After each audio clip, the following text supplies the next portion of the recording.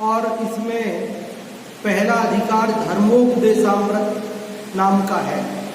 इसके 198 श्लोकों में से हम 16 श्लोक पढ़ चुके हैं। आज हम 17वें नंबर का श्लोक पढ़ेंगे। गृहस्थ के व्रतों की बात चल रही है। गृहस्थ के व्रतों में अन्य सभी व्रतों से पहले 7 व्यसनों का त्याग अवश्य होना चाहिए, और उन 7 व्यसनों का नाम जुआ, आमिष, मदिरादारी, आंखें टक, चोरी, परनारी, यही 7 व्यसन दुखदाई, दुरित मूल दुर्गति के भाई। पंडित बनारसी दास जी ने ये हिंदी में लिखे हैं। तो ऐसे 7 नाम हमने कल यहाँ संस्कृत श्लोक के माध्यम से पढ़ लिए थे। अब जुआ में क्या हानि है, जुआ क्यों नहीं खेलना चाहिए, ये बात यहाँ 17वें श्लोक में प्रारंभ करते हैं। 2 श्लोकों में ये बात कही है, 17-18 में जुआ की बात। देखो पढ़ते हैं। भुवनमिदमकीर्ते चौर्य वेश्यादि सर्व व्यसन पति रसेसा पन्निधि पाप बीजम विषम नरक मार्गे स्वग्रयायीति मत्वा कह्य विसद बुद्धिर द्यूत मंगी करोति। क्या कह रहे हैं कि भुवनम इदम अकीर्ते चौर्य वेश्यादि सर्व व्यसनपति अशेष आपत निधि। खंड समझ में आए? फिर से बोलता हूं। भुवनम इदम अकीर्ते, भुवनम मतलब भुवन घर, किसका? इदम, इदम मतलब यह।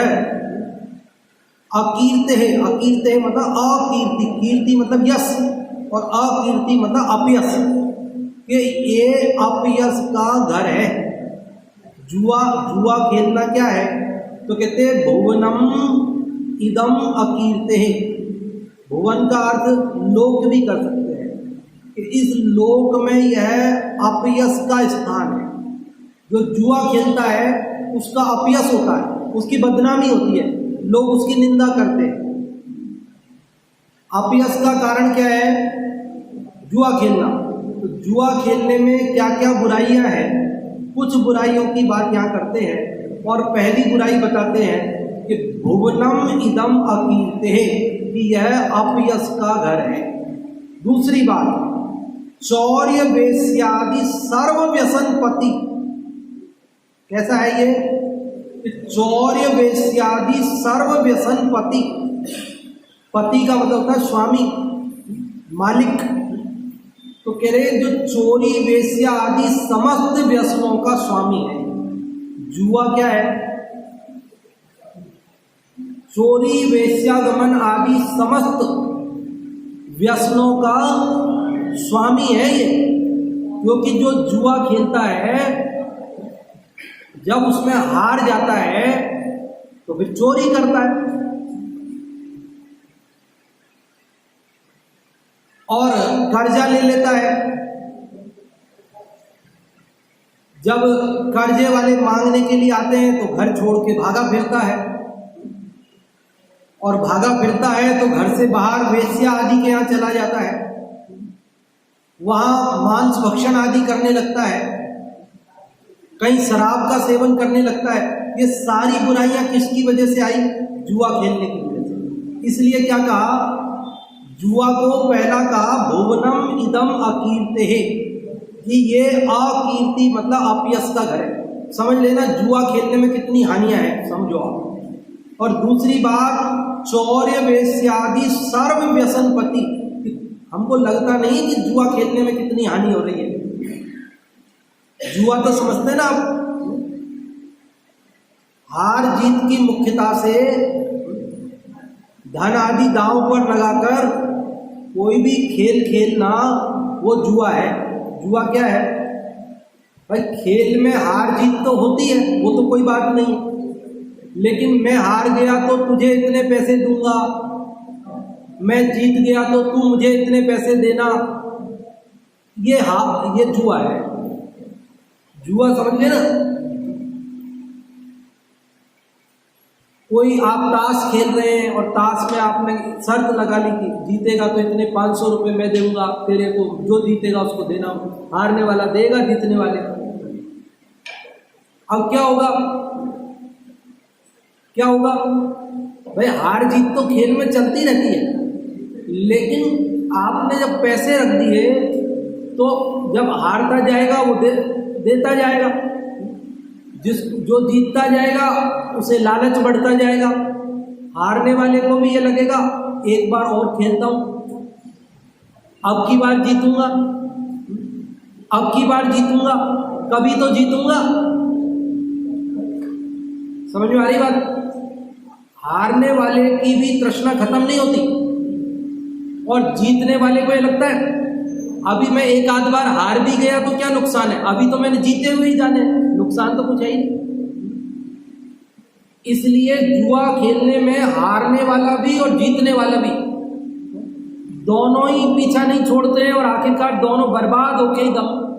जो जुआ खिलाने वाला है, जो जुआ खिलाने वाला वही लाभ में रहता है, बाकी तो खेलने वाले फायदे में रहते नहीं, वो नुकसान में रहते हैं। आजकल तो कितना आता है ना, अखबारों में, समाचारों में ऑनलाइन गेम्स चलते हैं आजकल, बच्चे लोग उसको खेलते हैं, उसमें कुछ पैसे मिलते हैं जीतने पर, और वे और जीतेंगे के लालच में हार भी जाते हैं, फिर पैसा घर में चोरी करते हैं, कहीं कुछ करते हैं, और कहीं आत्महत्या कर लेते हैं, और कैसी कैसी घटनाएं रोज सुनने को मिलती है। ऐसे ही और भी कई तरह के बाजार में चलती है चीजें। अब उन सब चीजों के नाम मैं नहीं लेना चाहता, है ना। आप समझ लीजिए, जो भी जिनके अंदर हमारा कोई वास्तविक व्यापार नहीं होता, केवल काल्पनिक व्यापार कंप्यूटरों में, इंटरनेट पे चलता रहता है, काल्पनिक व्यापार। ना तो आपने माल फिजिकली लिया ना दिया, और बस पैसा लगा दिया उसमें, और आप सोच रहे हो भाव बढ़ेंगे तो मेरे को मुनाफा मिल जाएगा, और भाव बढ़े नहीं, घट गए, ऑनलाइन ही घट गए।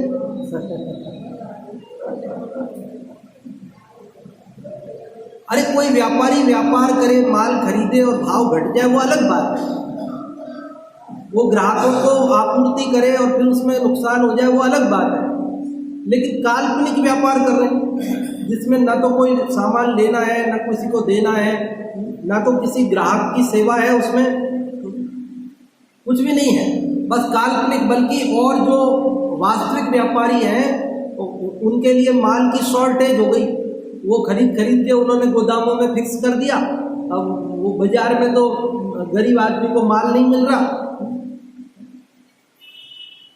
मैंने ये ग्वार खाता कौन है? ग्वार तो जानवरों को खिलाई जाती है, और ग्वार गम के दाम इतने बढ़ जाते हैं, तो ये होता क्या है, तमाशा क्या हो रहा है ये? तो बोले साहब ऑनलाइन खरीद लेते हैं लोग, ऑनलाइन खरीद लेते हैं। क्यों बाबू जी? ग्वार अब आजकल तो अपन भी खाने लग गए, बाकी पहले तो गाय भैंस को खिलाई जाती थी, दुधारू पशुओं को, ग्वार की फली। और वो ग्वार की फली कुछ दम नहीं है, बचपन में देखते थे कितनी सस्ती मिलती थी, अभी वो 80 रुपये किलो, 100 रुपये किलो। क्यों? वो सब ऑनलाइन बिजनेस की वजह से। किसकी वजह से? ऐसे ही शेयर्स के बिजनेस हैं। अब शेयर्स खरीद के रखे हैं, उम्मीद में भाव बढ़ेंगे, और फिर क्या हो रहा है, एक दो बार मुनाफा हो गया, लालच बढ़ गया, और फिर और घाटा चला गया, तो मूलधन भी नष्ट हो गया। कहीं किसी को मकान बेचना पड़ जाते हैं, कहीं किसी को कर्जा लेने पड़ जाते हैं, कैसी कैसी घटनाएं और दुर्घटना, कोई आत्महत्या करते हैं, कैसी कैसी घटनाएं और दुर्घटनाएं इस जुआ के चक्कर में। हाँ, किनकी? हाँ, महेंद्र जी भाई साहब। तो कहने का मतलब ये है, देखो ये सब, और इसमें सबसे बड़ी झंझट क्या है? देखो सबसे बड़ी झंझट क्या है, आपकी हानि नुकसान जो भी है वो है, लोभ का है, ठीक है। लेकिन आपका चित्त विक्षिप्त रहता है, आप सोते समय भी आपकी टेंशन रहती है। आप सुबह उठते हो सबसे पहले भाव देखो भैया आज शेयर्स के भाव क्या है, सब अखबार हाथ में लेते ही वो बिजनेस वाला पेज खोलेंगे, शेयर वाला, बस मेन पेज पे क्या खबर है, उदयपुर में क्या घटना घटी वो बाद में देखेंगे, पहले शेयर्स। व्यक्ति नौकरी करता है तो ऑफिस के अंदर भी शेयर्स के भाव देखेगा, दुकान करता है तो वो दुकान पे बैठा हुआ भी जैसे ही ग्राहक से छुट्टी मिली तुरंत व्यापार उसके शेयर्स के बिजनेस के भाव देखेगा। और शेयर्स में बहुत ऊपर नीचे चल रहा हो तो प्रवचन में भी बैठा हो तो उसको लगता है कि यार वो ऐसा है, अभी तो पंडित जी उदाहरण सुना रहे हैं वो तो सुना हुआ है, जरा सा इसमें देख लेता हूँ, देखा भाव बढ़ गए कि घट गए, क्या हुआ। समझ रहे हैं आप बात को? उस व्यक्ति को कभी भी धर्म ध्यान नहीं हो सकता, धर्म ध्यान नहीं हो सकता। ऐसे व्यापार के भी त्याग की बात कही है जिन व्यापारों में शांति नहीं रहती चित्त में। एक धर्मी जीव को जो आत्मा की शांति चाहता है उसके लिए व्यापार भी ऐसे करने की मनाही है। भाई ऐसे व्यापार में दुनिया में 10 तरह के काम हैं, एक ही तरह का काम तो नहीं है ना, तो अपन चुनते हैं ना, अपनी पसंद का चुनते हैं कि हम तो ये करेंगे भाई, ये नहीं करेंगे। आजीविका के लिए कुछ तो करना पड़ेगा, ये बात सही है, लेकिन हम ऐसा काम करना पसंद करेंगे ना जिसमें हिंसा नहीं हो, जिसमें हमारे को क्या नाम से चित्त में शांति रहे, जिसमें हमको 24 घंटा उसमें उलझे नहीं रहना पड़े।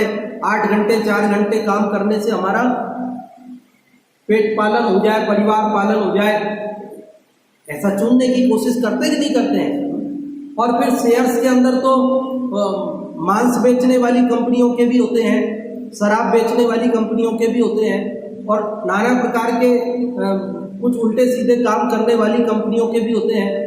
और अरे साहब उसके भाव बढ़ते हैं जल्दी, तो उसके भाव जल्दी बढ़ते हैं, इस चक्कर में हम उसकी अनुमोदना करेंगे,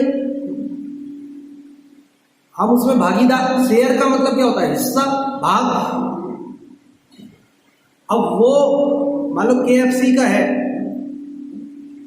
केंटुकी फ्राइड चिकन, अब KFC का शेयर आपने ले लिया, इसका मतलब आप फ्राइड चिकन कंपनी के हिस्सेदार हो। आप वहाँ जितने मुर्गे कटेंगे उनमें आपका हिस्सेदारी है, उसमें जो बचत होगी वो आप ले रहे हो। इसका मतलब वो व्यापार आपका ही है। मतलब मैं थोड़ी मुर्गे काट रहा हूँ, मैं थोड़ी बैठा हूँ वहाँ जाकर के दुकान पर, कि तुम नहीं बैठे हो, तुम घर बैठे हो, लेकिन घर बैठे बैठे भी तुम बिजनेस उसी का कर रहे हो। तो ये जुआ के अंदर कितनी हानियां हैं हम कल्पना नहीं कर सकते। पंडित सदाशिव दास जी ने कहा 50-50 वर्ष होते हुए सुनते हुए हो गए और अंदर तत्व ज्ञान क्यों नहीं उतरता? तो कहते ये अन्याय अनीति अभक्ष का फल है। इसलिए यहाँ आचार्य पद्मनंदी देव कह रहे भैया 7 व्यसन नहीं छोड़ोगे धर्म की शुरुआत नहीं हो सकती। 7 व्यसन छोड़े बिना हमारा जिन पूजा करना, हमारा स्वाध्याय करना, हमारा जाप करना, दान करना सब व्यर्थ है, उसका प्रतिफल नहीं आएगा। क्यों? क्योंकि पहले तो घड़ा उल्टा रखा है, बड़ी बीमारी साथ में लगा रखी है और छोटी मोटी बीमारियों की परवाह करते हैं। यहाँ कह रहे भैया जुआ खेलने में कितनी, अभी तो मैं बहुत स्थूल चर्चा कर रहा हूँ आपसे, केवल जन सामान्य के हिसाब से, बाकी जुआ की आध्यात्मिक चर्चा थोड़ी सी करूं आपसे। तो पंडित बनारसी दास जी लिखते हैं शुभ में जीत अशुभ में हार यह द्यूत कर्म। यह शुभ में जीत मानना और अशुभ में हार मानना ये जुआ खेलना है। जरा सा पुण्य का उदय आ जाए तो मैं प्रसन्न प्रसन्न प्रसन्न, और जरा सा पाप का उदय आ जाए तो दुखी दुखी दुखी। क्या है? पाप पुण्य के उदय तो आते हैं, संसार में आएंगे, तो पाप के उदय में हर्ष मानना, पुण्य के उदय में हर्ष मानना, पाप के उदय में विषाद करना, ये भी जुआ खेलना ही है। अरे मैं पाप और पुण्य से पार हूं शुद्धात्मा, ऐसा बुद्धि में आए तो जुआ खेलने का त्याग होवे। समझ में आई बात? और अपन जुआ जो बिल्कुल मोटी भूल है वही अगर हमारे जीवन में चल रही हो तो फिर सूक्ष्म चर्चा करें तो क्या करें बताओ। तो सबसे पहले जुआ छोड़ने की बात है। जुआ में कितनी हानि मालूम? पूरा महाभारत जो हुआ उस महाभारत का मैं कौन जुआ खेल रहे थे, पांडव बैठ गए उनके साथ में जुआ खेलने के लिए, यादव कुमार। तो क्या हुआ उसमें? द्रौपदी को दांव पे लगा दिया, हार गए। अब मैं और कोई टिप्पणी नहीं करना चाहता इस बारे में, समझ गए आप? मतलब जुआ खेलने में कितनी हानियां हैं। जुआ कोई भी एक सदग्रस्त हो या कोई जैन की बात नहीं है, कोई भी मनुष्य मात्र यदि शांति चाहता है, यदि सुखी होना चाहता है, यदि धर्म करना चाहता है, यदि दुख से बचना चाहता है, अपयश से बचना चाहता है, तो क्या करे? सबसे पहले जुआ खेलने का त्याग करे। 7 व्यसन है ना, तो 7 में भी ऐसे करते ना, जुआ को किसी भी क्रम पे रख सकते थे ना, लेकिन 7 व्यसनों में सबसे पहले जुआ है। क्यों बाबू? सबसे पहले जुआ का नाम लिया। तो सबसे पहले जुआ का नाम क्यों लिया? बोले ये सारे व्यसनों की जड़ है। क्या है ये? चौर्य वेश्यादि सर्व व्यसन पति। क्या लिखा इसको? चोरी, वेश्यागमन आदि, आदि में बाकी सब ले लेना। ये सब व्यसनों का ये क्या है? पति है, स्वामी है, मालिक है। जैसे स्वामी होता है ना, उसके अनुसार चलते हैं, बाकी मालिक के अनुसार नौकर काम करते हैं। ये जुआ, ये चोरी, वेश्या आदि अन्य जो व्यसन है उनका स्वामी है। जो जुआ खेलता है वो बाकी भी करेगा। क्या समझ में आई बात? जो जुआ खेलेगा क्या करेगा? वो कि बाकी व्यसनों को भी करेगा वो। इसलिए जुआ खेलने का त्याग बताया। समझ में आ रही कि नहीं आ रही बात? भुवन मिदम कीर्ते चौर्य वेश्यादि सर्व व्यसन पति रसेसा पन्निधि पाप बीजम विषम नरक मार्गे स्वग्रयायीति मत्वा काय्य विशद बुद्धिर द्युतमंगी करोति। पहली बात बताई कि यह अपयश का घर है या अपयश का कारण है संसार में समझा। और दूसरा क्या कहा कि ये जुआ, चोरी, वेश्या आदि समस्त व्यसनों का स्वामी है। और तीसरी बात, अशेष आपत निधि। अशेष आपत निधि, अशेष मतलब सभी, शेष छोड़े बिना, अशेष मतलब शेष नहीं बचा कुछ। तो समस्त आपत्तियों का घर है। क्या है ये? जुआ क्या है? समस्त आपत्तियों का घर है। जुआ किसका घर है? जितनी भी आपत्तियां हैं ना उनका घर है ये, आवास है, स्थान है। जुआ खेलने वाले के ऊपर सारी आपत्तियां आती है।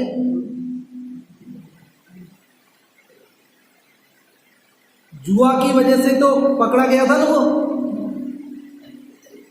वो एक कथानक सुनाया था ना आपको कि एक व्यापारी थे, सेठ जी, तो उनके बाहर जाना था, विदेश जाना था, तो पहले नौकर वोकर तो होते नहीं थे ऐसे बैंक कुछ। तो उन्होंने सोचा अब ये जो संपत्ति है इसको कहाँ रख के जाए। तो उन्होंने उसको बेच करके 4 रत्न खरीद लिए। भाई सारा तो माल कहाँ रखेंगे, थोड़ी सी जगह में रखा हुआ जाए। सारा माल बेच करके उन्होंने 4 रत्न खरीदे। और वो रत्न बोले अब किसी के पास रख के जाए, कोई ईमानदार आदमी के पास में, तो जब आएंगे तो ले लेंगे। तो नगर में एक सत्य घोष नाम का व्यक्ति रहता था। उसने एक घोषणा कर रखी थी कि मैं तो सत्य बोलता हूँ। और सारी दुनिया को ये भरोसा था कि ये तो सत्य बोलता है। गले में एक चाकू लटका रखा था उसने, चेन पहनता था गले में, हाँ, तो उसमें एक लॉकेट के रूप में चाकू, छोटा चाकू था। लोग पूछते थे लॉकेट में चाकू क्यों लटका रखा है, तो बोले मैं इसलिए लटका रखा है कि मेरे सत्य बोलने की प्रतिज्ञा है, और कहीं मान लो जबान फिसल जाए और असत्य भूल जाए तो मैं ये जबान काट दूंगा, इसलिए मैंने चाकू लगा रखा है। समझ में आई बात?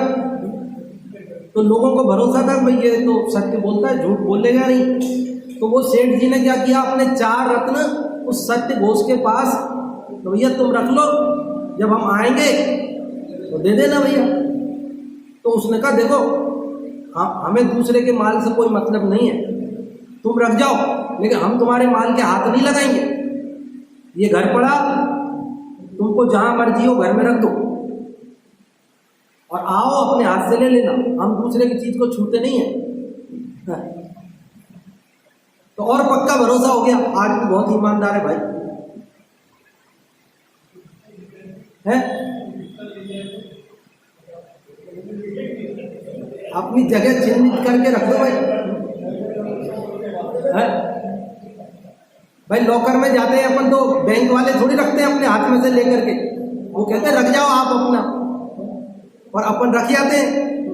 फिर वो लॉकर की गारंटी है क्या? कोई गारंटी नहीं है लॉकर की, मालूम है ना आपको? मालूम है कि नहीं कानून?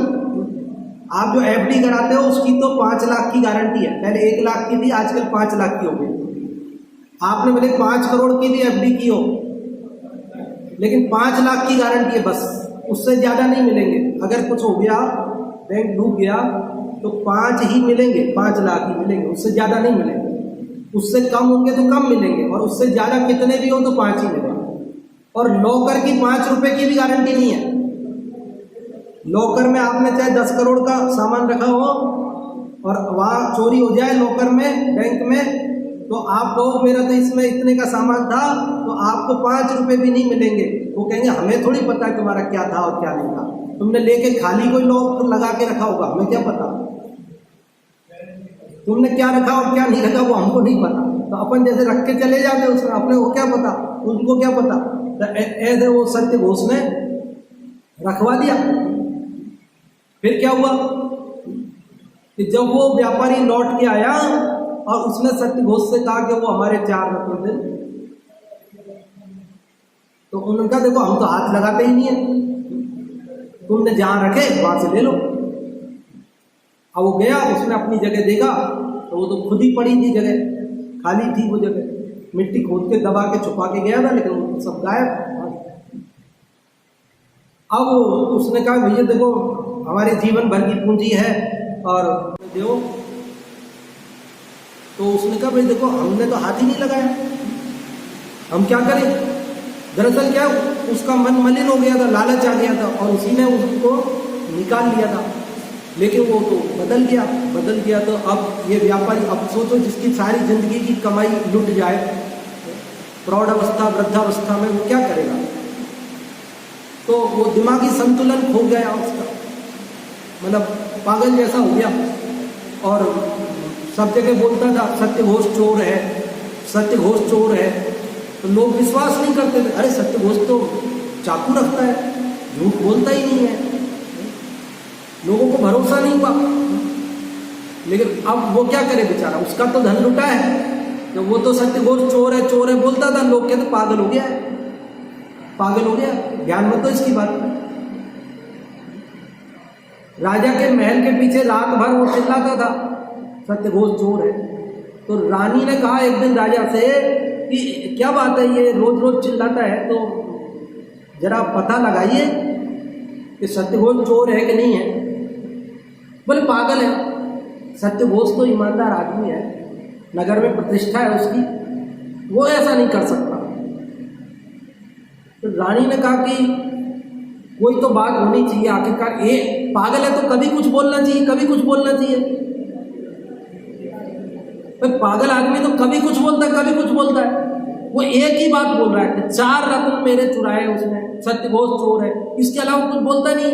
अगर पागल हो तो कभी कहेगा 8 चुरा लिए, कभी कहेगा 40 चुरा लिए, कभी कहेगा ये भी चुरा लिए, वो भी चुरा लिए, कभी कभी कुछ बोलेगा, लेकिन पागल नहीं है, एक ही बात बोल रहा है, दो बात ही नहीं बोल रहा है, बात बदल ही नहीं रहा है।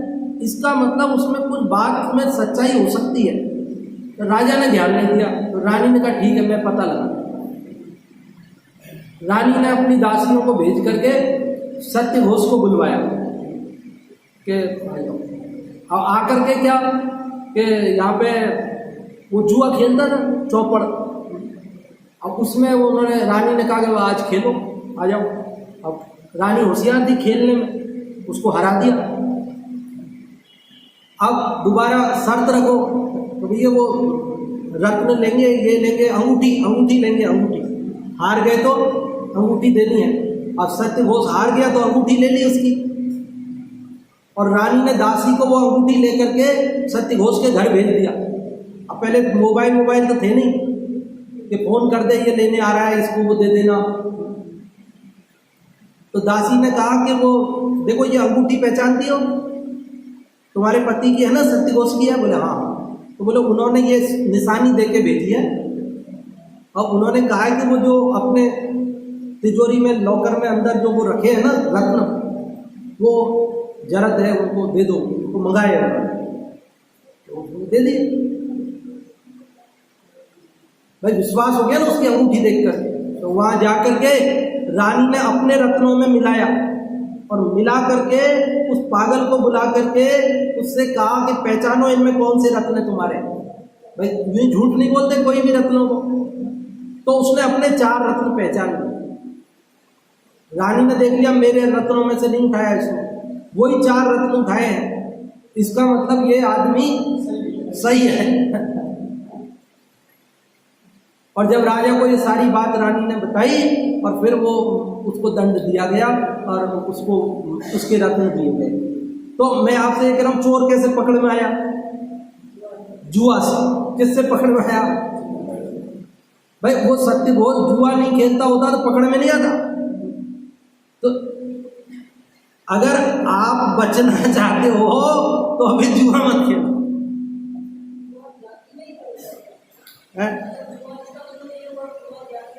क्या देखो, नहीं खेलना चाहिए की बात है, अब खेलेगा तो काय का ज्ञानी है, वो वाली बात है। तो मैंने इसीलिए आपको ध्यान हो तो ये शब्द बोले थे। मैं अब कोई टिप्पणी नहीं करना चाहता, टिप्पणी इसीलिए नहीं करना चाहता, वो महापुरुष हैं, उनके बारे में पुराणों में कथन है। अब उनके बारे में अपन एक भी शब्द कुछ बोले तो वो अपने को खुद को ही मतलब मन नहीं करता है ना। लेकिन अब देखो, व्यक्ति कमियां तो होती है ना, संसारी जीव के अंदर कमियां होती है। अगर सर्वथा दोष रहित हो जाए तो मुक्त हो जाए जीव। संसार दशा में तो दोष। अब हमसे कई लोग, पंडित जी आपके ये कमी है, आप ऐसे करते हो? हाँ करते। तो आप तो इतनी अच्छी अच्छी बात बताते हो, फिर आप ही ऐसे करते हो। क्या करें भाई, कमी तो है ना। हम ये थोड़ी करेंगे हम कमियों से रहित हो गए, हम निर्दोष थोड़ी हो गए। हमारे अंदर भी दोष है, और उन दोषों को दूर करने की भावना रखते हैं, और उन दोषों को खोजते हैं कि भाई क्या दोष है, कब दूर होगा, ऐसी भावना रखते हैं। और तो क्या कर सकते हैं? दोषों को दोष मानते हैं, दोषों को गुण नहीं मानते हैं। ये ज्ञानी की निशानी है। ज्ञानी यदि अज्ञानी की निशानी यह है कि वो दोषों को ही गुण मानता है, दोषों को दोष ही नहीं मानता है, उनको दूर करने लायक ही नहीं जानता है। तो समझ में आ रही बात। लेकिन आप ऐसे इस कहानी से ये प्रेरणा मत लेना कि हाँ अपने चोरी बचाने के लिए जुआ नहीं खेलना चाहिए। वो सत्यघोष पकड़ा गया ना, तो अपन जुआ नहीं खेले तो अपन जो बेईमानी करे वो पकड़ी नहीं जाए, बस वो पक्ष नहीं लेना। लेकिन जुआ नहीं खेलना ये पक्ष लेना। इससे ये बात समझना, जुआ नहीं खेलनी है। क्योंकि जुआ खेलने से कितनी हानियां हैं। उसके लिए पहली बात क्या कही? भुवनम इदम अकीर्ते। मूल से समझ में आ रही कि नहीं आ रही बात? अकीर्ति अपयश का घर है। जुआ क्या है? जुआ खेलेगा उसका संसार में प्रशंसा होगी, अपयश होगा। दूसरी बात, चौर्य वेश्यादि सर्व व्यसनपति, चोरी वेश्यागमन आदि समस्त व्यसनों का यह स्वामी है। और अशेष आपत निधि, समस्त आपत्तियों का घर है। और कैसा है, पाप बीजम, जुआ खेलना पाप का बीज है, पाप का कारण है। जुआ खेलेंगे पाप ही होगा। और थोड़ा जल्दी चलता हूँ, समय हो रहा है, जल्दी। अजित भाई कह रहे जल्दी नहीं चलना, लेकिन एक श्लोक तो पूरा करें। विषम नरक मार्गेषु अग्रयायी इति मत्वा, विषम मतलब भयानक, नरक के मार्ग में अग्रयायी मतलब आगे आगे ले जाने वाला, इति ऐसा मत्वा मानकर, का मतलब कौन व्यक्ति, यह श्लोक में विशद बुद्धि, कौन विशद बुद्धि वाला होगा, बुद्धिमान होगा, जो द्यूतम अंगीकरोति, द्यूत को अंगीकार करेगा। द्यूत मतलब जुआ, उसको अंगीकार करना मतलब खेलना। क्या अर्थ हुआ कि यह विषम नरक में के मार्ग में आगे आगे ले जाने वाला है, इसलिए ऐसा मानकर कौन बुद्धिमान व्यक्ति होगा जो इस जुआ को खेलना पसंद करेगा। क्या समझ में आई बात? यहाँ कितनी बातें कही जुआ के बारे में कि ये अपयश का घर है, अकीर्ति, वो चोरी आदि व्यसनों का स्वामी है, समस्त आपत्तियों का घर है, पाप का कारण है, विषम नरक में आगे आगे ले जाने वाला है। ये 5 बातें कहकर कहा कि ऐसा मानकर कौन बुद्धिमान जुआ को अंगीकार करेगा, अर्थात बुद्धिमान व्यक्ति तो जुआ खेलना पसंद नहीं करेगा। त्रिभुवन में अपयश का घर है, सब व्यसनों का स्वामी है, जो समस्त आपत्ति निकेतन सकल पाप उत्पादक है, नरकादिक दुर्गतियों में ले जाने वाला यही अरे, मानिकृष्ट द्यूत क्रीड़ा को कहो कौन बुध अपनाए। यहाँ आज जो अपने 17 नंबर का श्लोक पढ़ा है, इसमें किसके त्याग की बात कही गई है? जुआ खेलने के त्याग की। जुआ 7 व्यसनों में सर्वप्रथम मुख्य व्यसन है, और इसकी बहुत बुराइयां हैं। उनमें से 5 बुराइयों का जिनका उल्लेख इस श्लोक में आया, आप में से कौन बताएंगे? पहली बुराई अपयश का घर, और दूसरी बुराई समस्त व्यसनों का स्वामी, तीसरी आपत्तियों का घर, और 5वीं पाप का कारण, पाप का बीज, पाप का उत्पादक, और 5वां विषम नरक में ले जाने वाला, भयानक नरक में ले जाने वाला। अर्थ समझ में आ गया है? फिर भी अर्थ यहां से पढ़ देते हैं एक बार। जो समस्त अपकीर्तियों का घर है, अर्थात जिसको खेलने से संसार में अकीर्ति ही फैलती है, जो चोरी वेश्यागमन आदि शेष व्यसनों का स्वामी है, अर्थात जिस प्रकार राजा के अधीन मंत्री आदि हुआ करते हैं, उसी प्रकार जुआ के अधीन शेष समस्त व्यसन है, जो समस्त आपत्तियों का घर है, जिसके संबंध से निरंतर पाप की ही उत्पत्ति होती रहती है, तथा जो समस्त नरकादि खोटी गतियों का मार्ग बतलाने वाला है, ऐसे सर्वथा निकृष्ट जुआ नामक व्यसन को कौन बुद्धिमान अंगीकार कर सकता है? अर्थात कोई नहीं। अभी एक श्लोक और जुआ के संबंध में आएगा, फिर अगले व्यसन की बात प्रारंभ होगी। अभी समय अपना पूर्ण हुआ। इस श्लोक का संस्कृत से अर्थ अभी नहीं पूछा है आप लोगों से, लेकिन समय मिलेगा तो कल पूछ लेंगे, ठीक है।